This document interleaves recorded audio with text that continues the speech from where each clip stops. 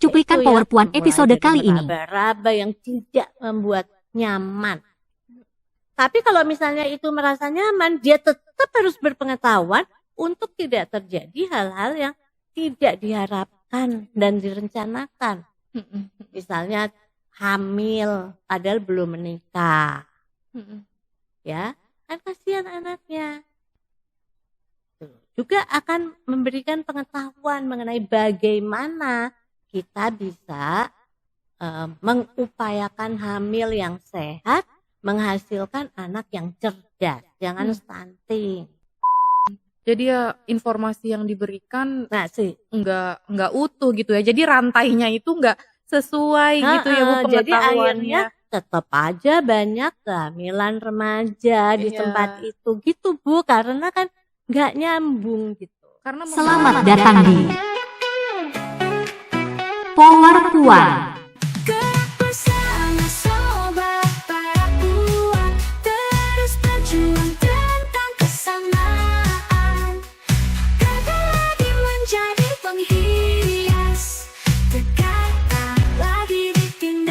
Hai Sobat Puan, kita ketemu lagi di acara Power Puan bareng aku Dede. Dan kali ini aku sudah ditemani sama ibu.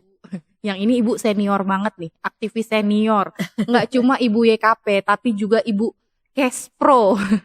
Siapa yang tahu Kespro, kesehatan reproduksi. Ini udah ada Ibu Ninu Widiantoro. Selamat siang Bu Ninu. Selamat siang Dede. Gimana kabarnya Bu? Alhamdulillah sehat. Sehat ya Bu ya. Bu Ninu ini usianya udah di atas 70 tahun, tapi semangatnya masih kayak usia 25 ya Bu ya. Apalagi Bu Ninu ini tuh udah berkecimpung di dunia Kespro ini. Udah kecebur ya. Udah kecebur. Jadi kecebur awalnya Bu ya. Gak bisa lagi keluar. Mungkin kalau bisa dibilang Bu Ninu ini udah jadi aktivis pencetus ya Bu ya, buat isu kesehatan reproduksi di Indonesia gitu ya Bu ya. Nah itu kata kamu kan.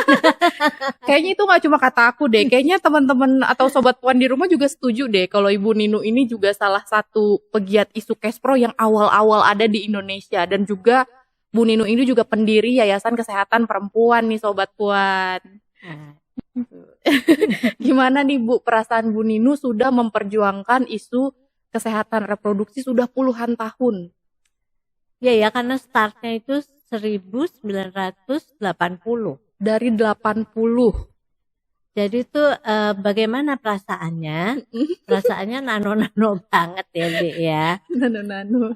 Tadinya tuh kan gini, kurva normal, terus semangat gitu ya.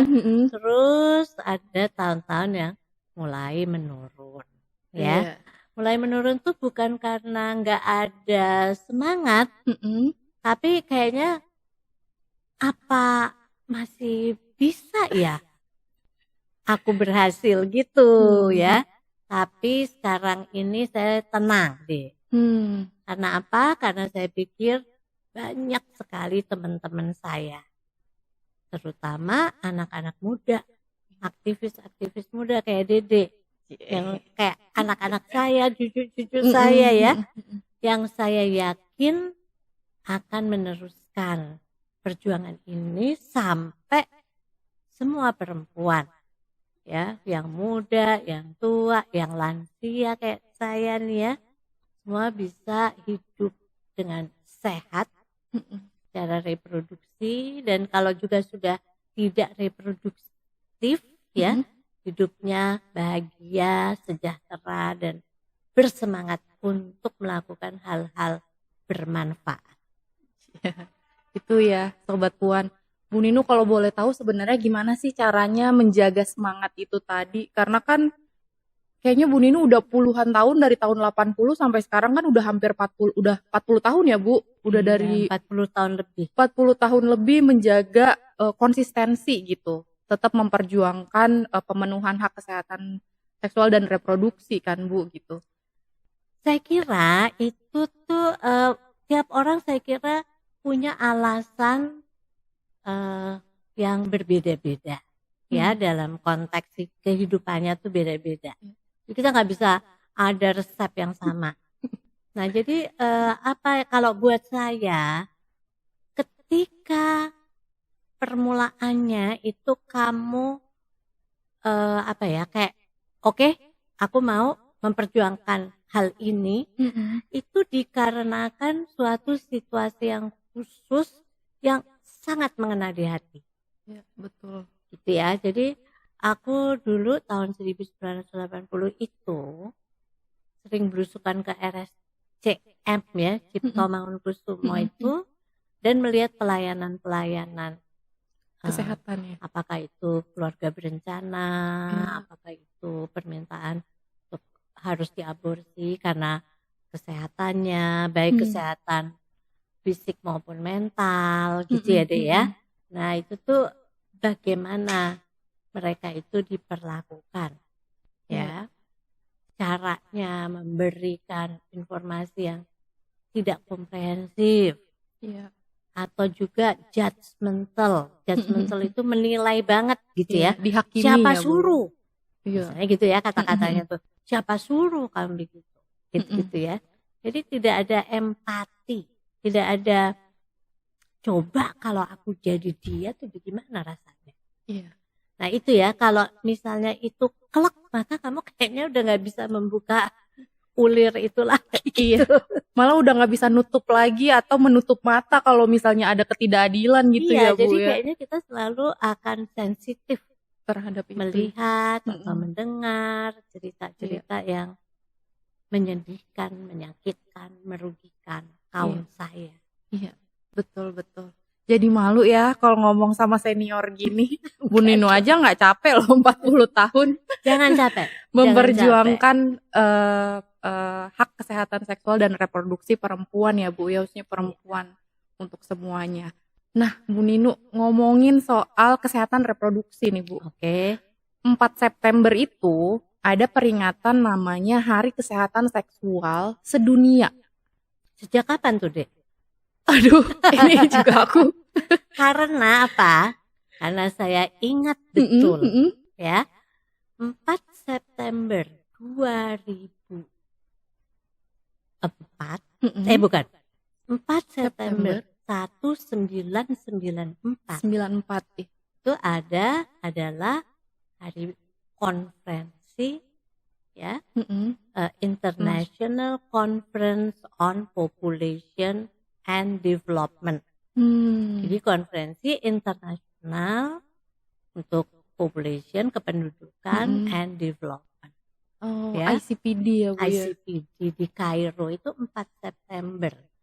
Nah, disitulah pertama kali ya yang namanya isu seksualitas itu mencuat menjadi isu yang tidak boleh dan tidak bisa dipisahkan dari isu kesehatan reproduksi. Bahkan term kesehatan reproduksi itu juga baru di situ.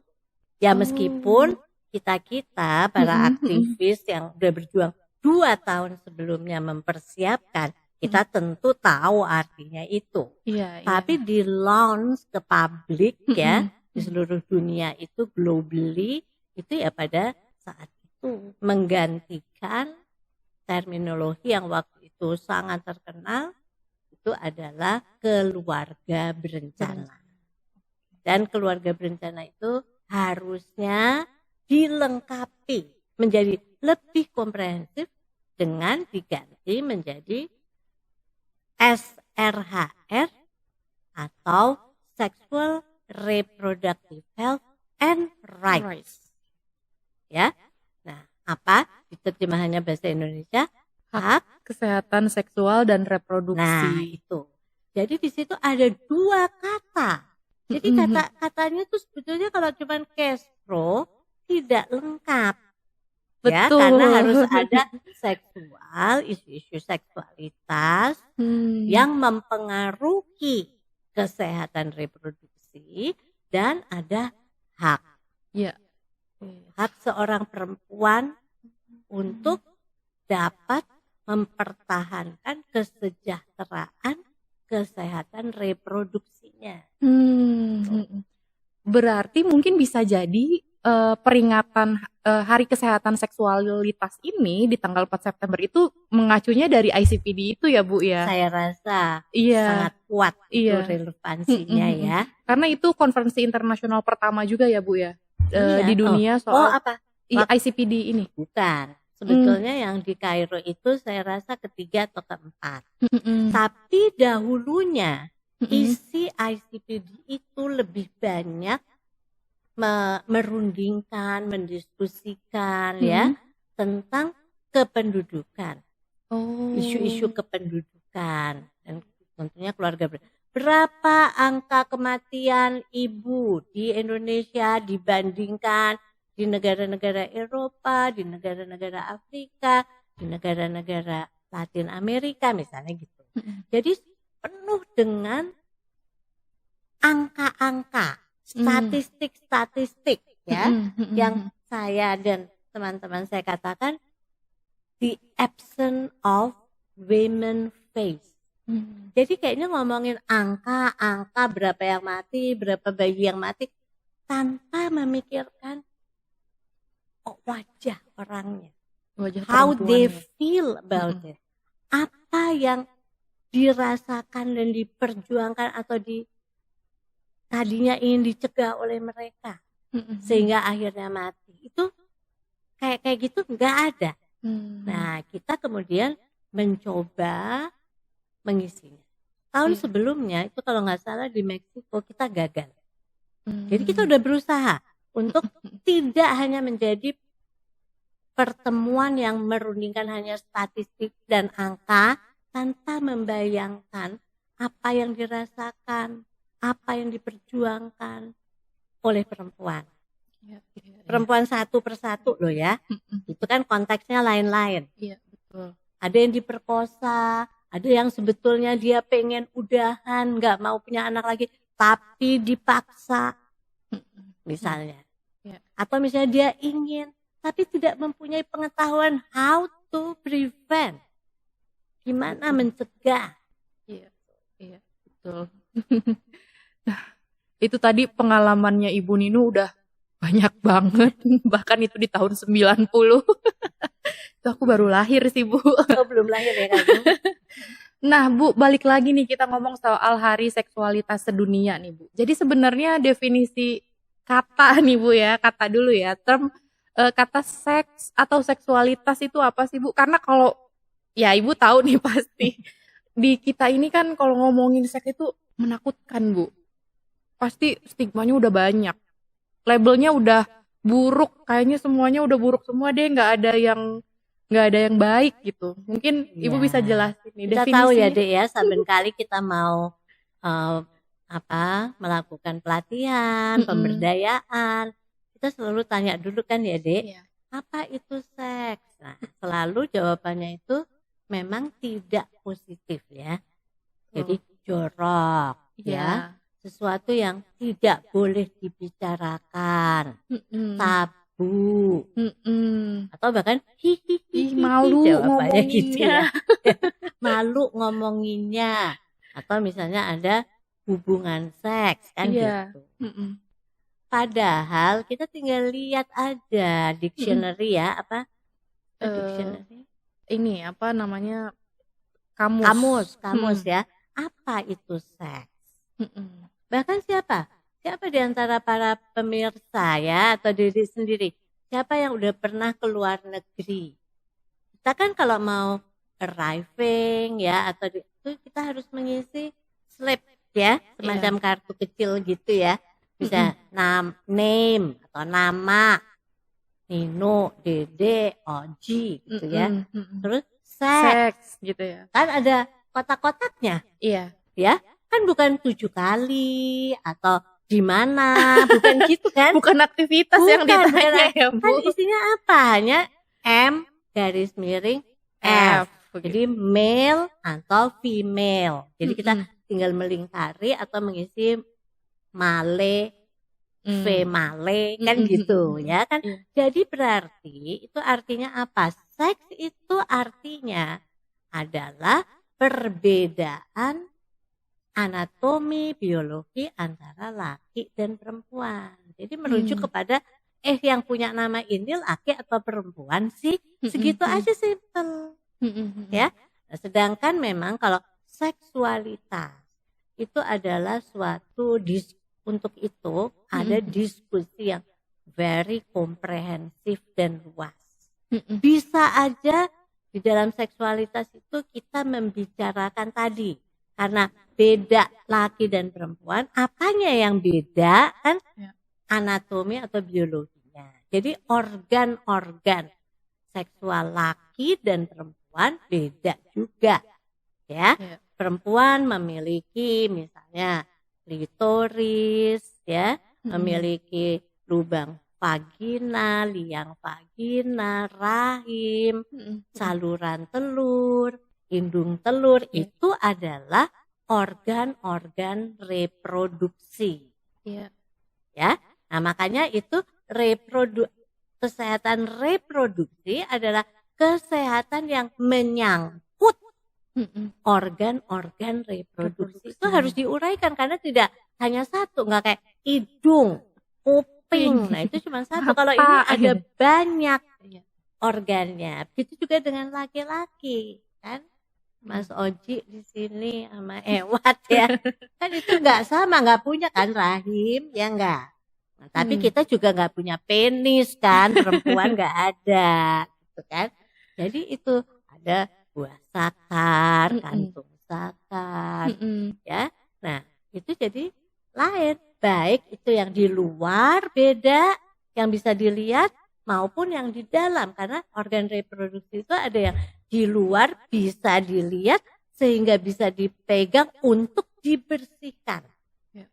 Ya, sedangkan ada yang di dalam, nah ini yang sulit, ya. Tidak semua orang pernah melihat gambarnya kayak apa sih, kalau rahim itu bentuknya gimana, saluran telur itu di mananya rahim, apakah menyatu apa enggak. Nah, itu kan harus dijelaskan. Dan karena di dalam tidak bisa dilihat, kita pun tidak bisa meraihnya dengan gampang untuk membersihkan. Jadi sebetulnya itu semua nomor satu untuk bagaimana orang yang pemilik organ itu bisa melindungi dan membersihkan, menjamin bahwa organ-organ tersebut tetap sehat untuk bisa berfungsi jika saatnya dia siap bereproduksi. Reproduksi itu kan to reproduce. Berarti kamu mengadakan, kamu kan manusia. Kamu mereproduce kayak fotokopi.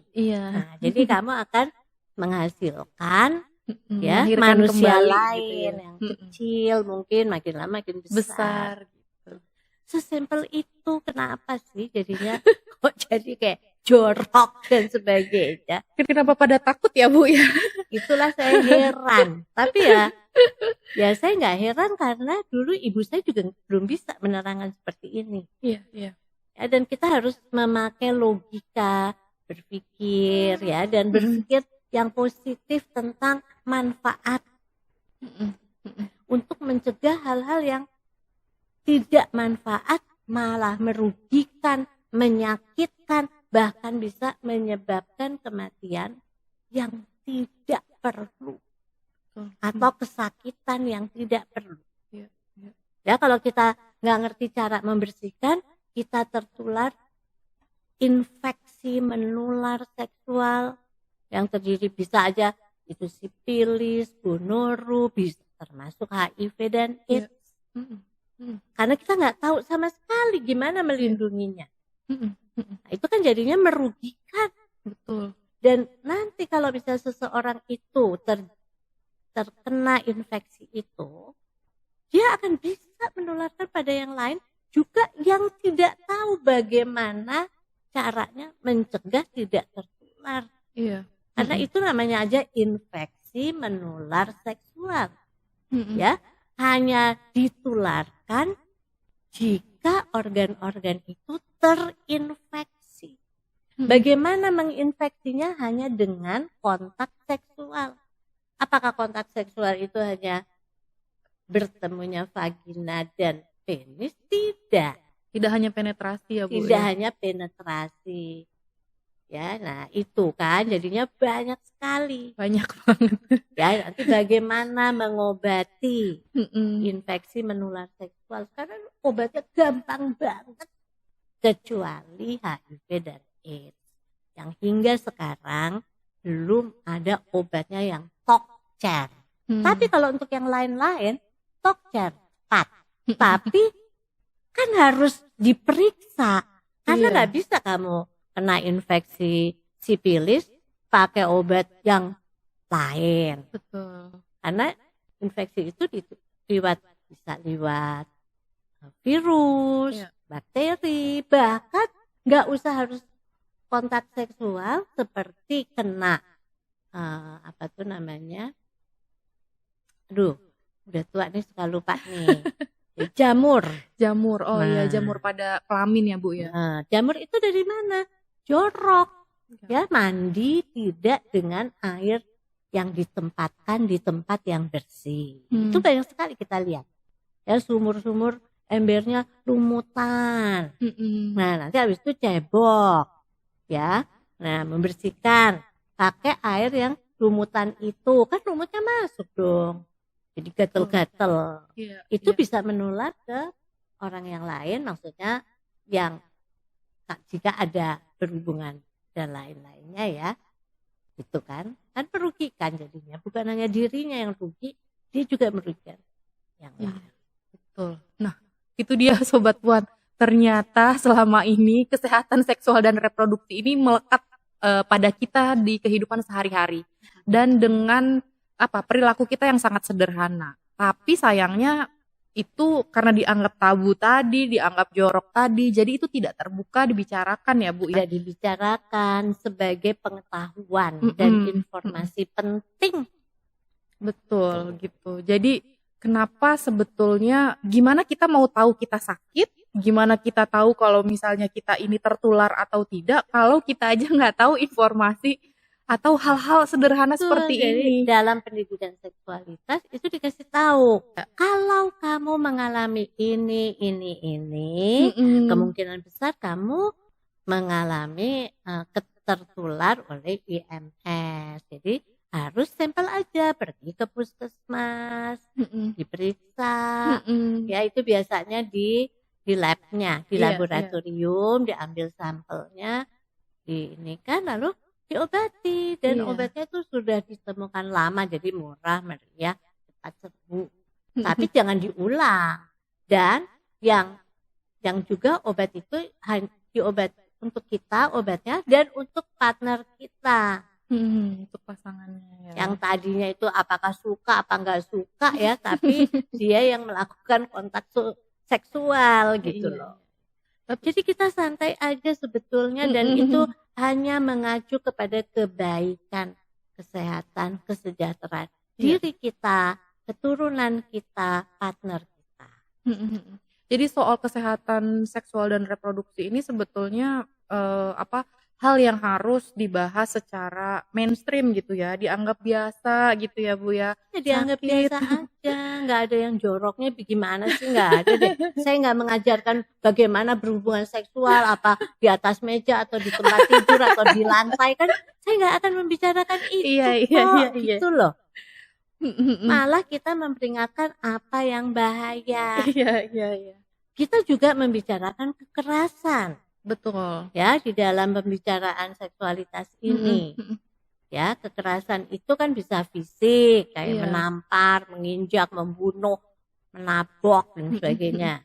Kemudian yang sifatnya itu mental atau psikologis, menghina gitu. Lu bisa apa sih? Gitu ya, misalnya gitu ya. Atau misalnya kamu gak usah kemana-mana, kamu pasti nggak bisa. Dan semua yang melecehkan, merendahkan itu adalah kekerasan juga, ya.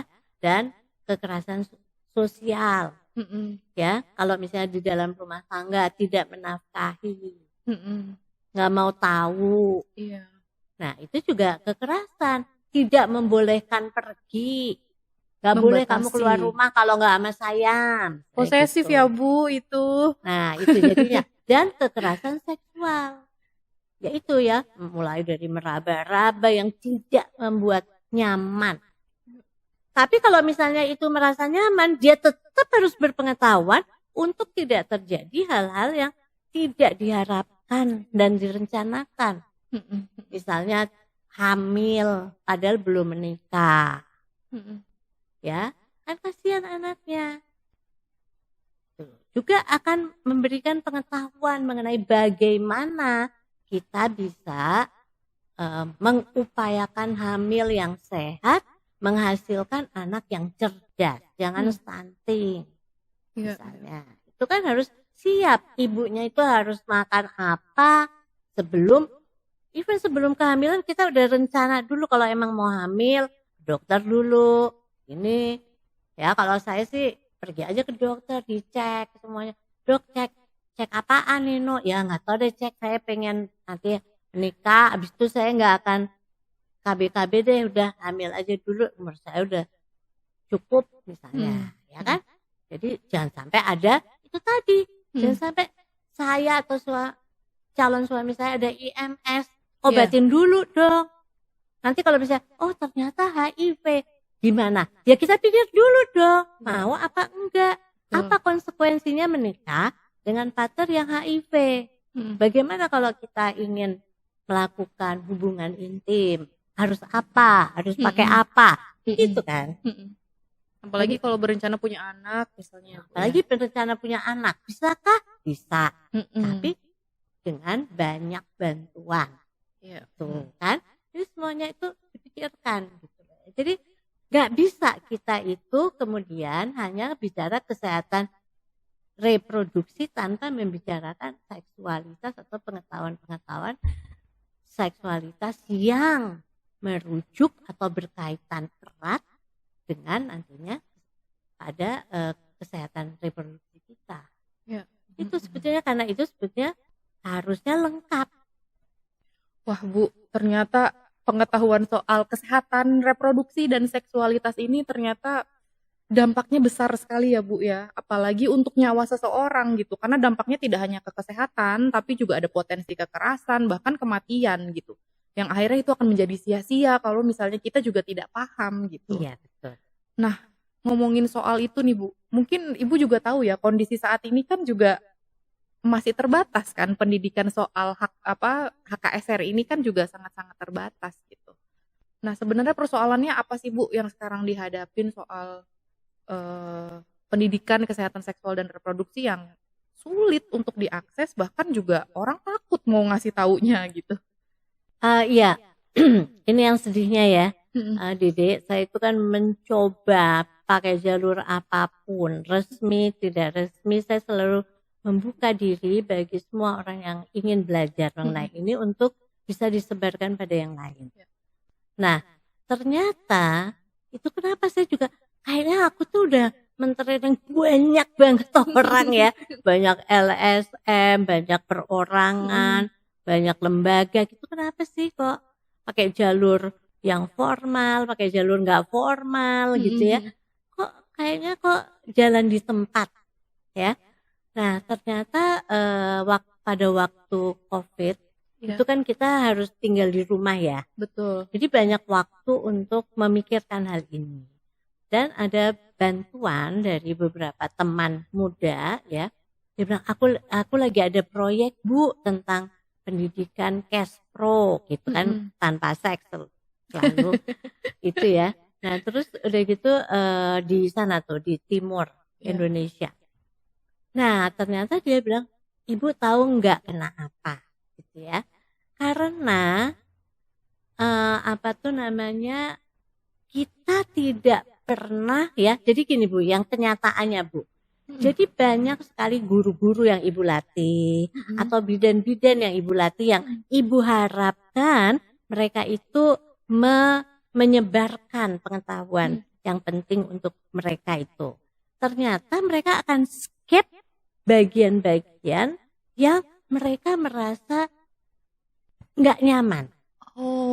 Nah, jadi meskipun paket saya itu deh, kamu tahu kan berapa hari, apa aja gitu sudah dilatih ya. Bu Nino ya, Sobat Puan. Udah menjadi pengganti saya ya. Jadi itu itu ada bagian-bagian yang itu sensitif buat mereka dan mereka merasa tidak bisa memberikan itu. memberikan info Ke itu orang kan lain harus gitu ya. menyebut-nyebut atau misalnya kayak organ reproduksi itu kan mereka harus memberikan gambarnya, menyebutkan. Iya. Nah, itu karena mereka ini nih jadi terblok. Di psikolog itu ada tuh ya, kalau ketika kita anti dengan sesuatu itu terblok otomatis. Jadi dia akan men-skip itu. Jadi akhirnya yang ada itu kan yang remeh-temeh nggak jelas juga. Betul. Lebih ke nggak utuh gitu ya, Nggak Bu. keutuh. Jadi Informasinya misalnya nggak komprehensif. ininya nggak pengetahuan tentang organ reproduksi, apa fungsi masing-masing. Penis itu buat apa? Apa tuh namanya? Saluran telur tuh buat apa dan sebagainya nggak utuh gitu ya. Dan tidak dibilangin fungsinya tadi yang untuk apa, tidak diberitahu tentang proses reproduksi itu apa aja kayak menstruasi, mimpi basah, kehamilan, persalinan, keguguran, gitu apa yang terjadi itu nggak diberikan. Nah, jadi mereka terus apa yang ini ya paling-paling kebersihan gitu-gitu. Tapi jadi nggak nyambung, nggak klop gitu. Jadi ya informasi yang diberikan nggak utuh gitu ya. Jadi rantainya itu nggak sesuai gitu ya, Bu, pengetahuannya. Jadi akhirnya tetap aja banyak kehamilan remaja di tempat itu gitu, Bu, karena kan nggak nyambung gitu. Karena membawa nilai pribadi. Nah itulah Dek, kamu inget kan pada suatu hari Ibu berunding sama kamu, sama Giska, sama Nanda ya bahwa kita harus pakai value clarification dulu. Dan itu pun nggak cukup karena value clarification itu ada yang value-nya cocok, ada yang enggak kan. Jadi kita maju lagi. Jadi kita menyeleksi siapa yang akan kita latih. Kalau value-nya itu anti ini, anti itu, belum bisa menerima ini dan itu, seks itu pedes rasanya di kuping gitu ya dan di mulut gitu ya. Ya jadi dia maaf sekali nggak bisa dan jadi menjadi training kita atau menjadi peserta pelatihan kita yang kita maksudkan untuk menyebarkan informasi ini ke masyarakat luas. Nah itu yang harus diperhatikan. Berarti apa? Berarti kalau kita tarik ke atas, kalau menterinya atau maaf ya manajer programnya itu kemudian anti, kita juga nggak akan bisa. Nanti dia apalagi nyeleksinya orangnya enggak yang orang yang memang mau. Nah itu kan makanya ada kan kalau misalnya dia itu cuman tadinya bermotivasi pribadi ya kan, tapi harus ada klausul lain bahwa dia tidak anti ya dalam hal-hal ini itu terpaksa menjadi kriteria siapa yang bisa menjadi peserta pelatihan Yayasan Kesehatan Perempuan.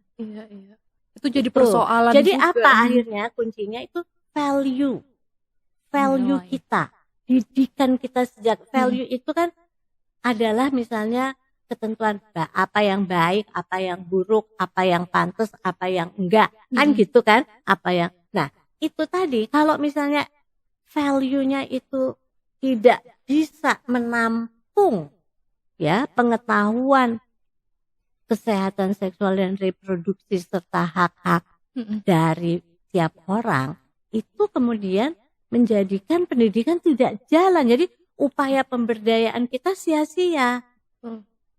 Gitu loh. Apalagi jika itu kemudian tidak disertai oleh kayak pemahaman oleh pemangku kebijakan. Ya. Nah, kalau pemangku kebijakannya merasa itu risih, jadi nggak boleh, jadi ya nggak akan ada undang-undang yang melindungi. Gitu. Nah, jadi sekarang tadi saya barusan ditanya loh, saya barusan ke rumah Profesor Saparina Sadli ya. Nah itu jadi ada yang bertanya, seorang profesor juga temannya, tapi dari Fakultas Ekonomi. Kita membicarakan kenapa ya susah banget menurunkan angka kematian ibu. Lalu beliau mengatakan bahwa Profesor Meleng Uy mengatakan bahwa penelitian itu sungguh sulit Ya. Apalagi kalau misalnya kematian akibat aborsi tidak aman, tidak ada perempuan dimanapun yang mau mengaku bahwa dia itu menggugurkan kandungannya kepada dukun atau minum ini dan itu, ya sehingga atau anaknya atau suaminya tahu bahwa yang ibu yang meninggal ini itu adalah karena dia ingin menggugurkan kandungannya. Gak ada yang mau ngomong begitu, gak ada laporan. Karena tahu kalau dia ngomong tentang dulunya dia mau aborsi, itu dikucilkan atau mungkin dipenjara atau apa nggak tahu saya. Gitu loh ya. Daripada kita merundingkan pengertian dan pemahamannya ini gitu loh. Jadi kalau yang kayak gitu ya gimana menyetopnya emang susah. Tapi kalau seorang saya itu saya yakin ya pengetahuan itu pasti ada yang bisa menerima, Dek. Ya. Apalagi saya sekarang udah disertai insya Allah mungkin puluhan, mungkin juga lebih dari itu ya. Dan bidan yang di pelosok-pelosok udah pernah ketemu saya ya, yang pernah dididik ya oleh Yayasan Pendidikan Kesehatan Perempuan. Nah itu mudah-mudahan kita punya utang untuk membuatkan buku panduan yang bisa kita sebarkan kemana-mana.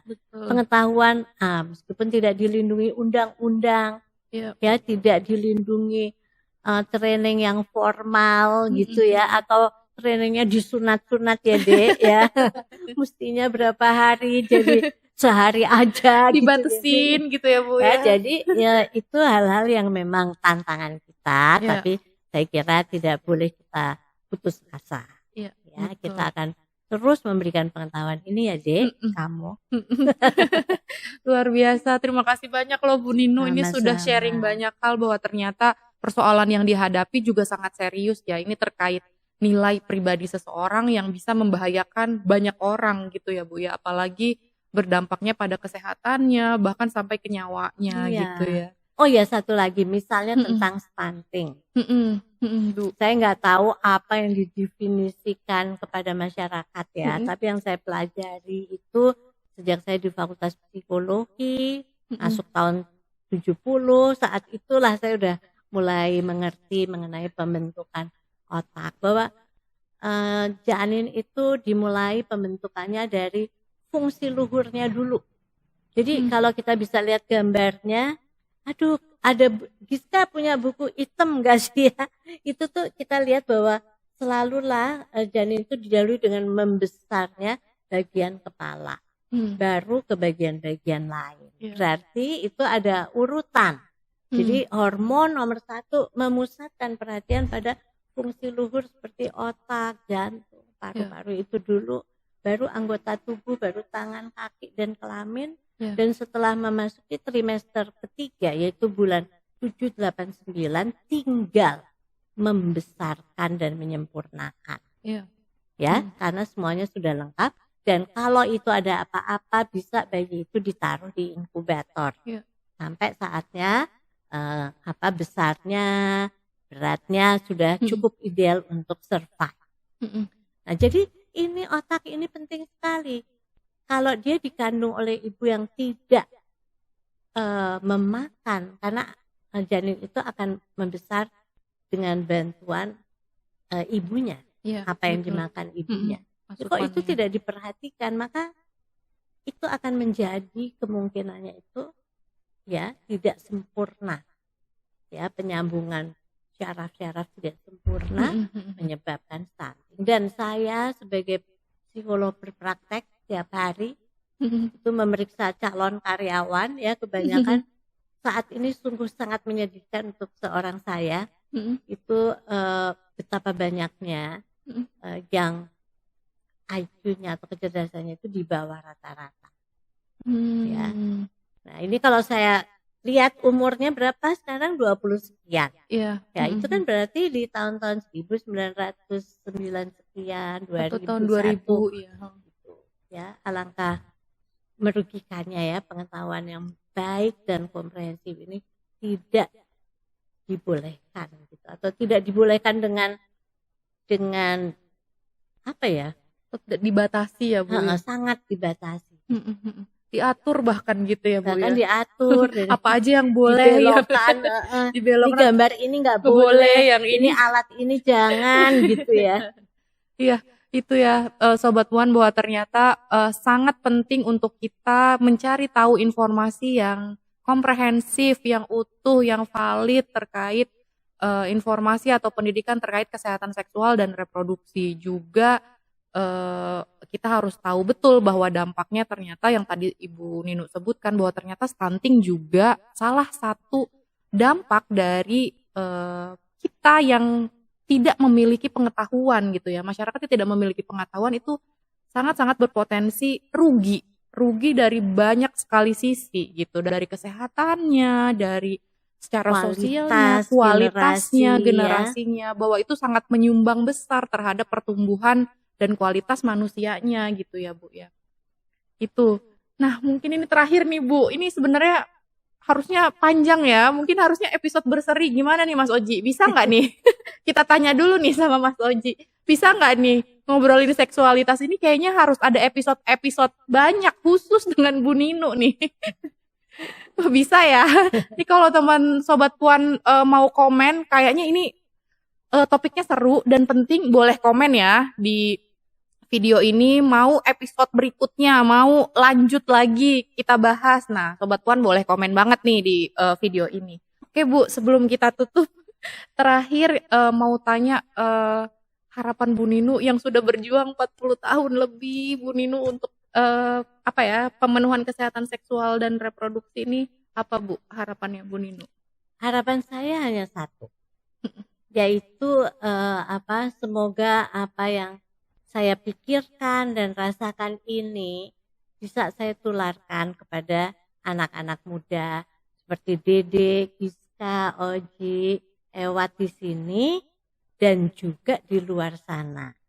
Ya, dan Yayasan Kesehatan Perempuan ini akan mau sekali membantu siapapun yang ingin belajar, kan Dek? Iya, ya. tentu saja. Oke. Nah, itu saya sangat berharap pada kalau saya tidak bisa melihat keberhasilan ya, beberapa undang-undang ya yang misalnya melindungi dan bisa memenuhi kepentingan khusus seperti kebutuhan aborsi aman ya, atau juga pendidikan ya. Nah, itu saya berharap anak-anak muda yang pernah dekat dengan saya, menjadi anak saya, menjadi murid saya, itu menjadi peserta mungkin sesi-sesi saya, ya, itu bisa ikut memperjuangkan. Karena kalau satu lidi, itu kan nggak bisa apa-apa. Tapi kalau lidi-lidi dijadikan satu, dia bisa macam-macam, ya. Bisa untuk membereskan, bisa menyapu, bisa banyak fungsinya, bisa memukul maling juga atau siapa yang melakukan kekerasan ya. Jadi itu harapan saya. Mungkin kalau harapan untuk pemerintah nih Bu yang baru, karena kan sekarang mau akan ada pergantian nih Bu. Saya lihat sekarang ini mulai bergeliat orang-orang yang muda juga berani ya mencalonkan diri. Tapi saya ingin menghimbau anak-anak muda ini ya, supaya mengasah sensitivitasnya, bahwa you are dealing with people. Kamu itu kalau menjadi pejabat, kamu itu diberi Allah